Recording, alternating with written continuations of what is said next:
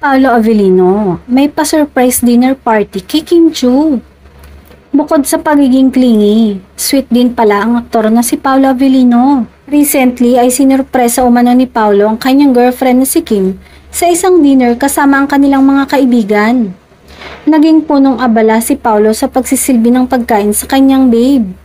Napetili ang mga kaibigan sa pagdating ng kapamilya aktor. Bongga pa nga daw ang naging grand entrance ni Paolo kasi habang nagdi-dinner ang lahat ay biglang bumukas ang pinto ng venue at pumasok na si Paolo. Bago ito, binisita rin ng aktor si Kim at sabay ng kanilang gym routine tuwing weekend. Ibinahagi ang isang video ng kanyang girlfriend habang nag-exercise ito at biking at biglang sumilip ang aktor ng nakangiti. Samantala, relationship goals nga sila ni Kim dahil kahit busy sa kanilang kanya-kanyang ganap sa showbiz, ay nagagawan talaga nila ng paraan na magkita sila. At both wish nila this year at sa mga susunod pa na taon ang magkaroon pa ng maraming work.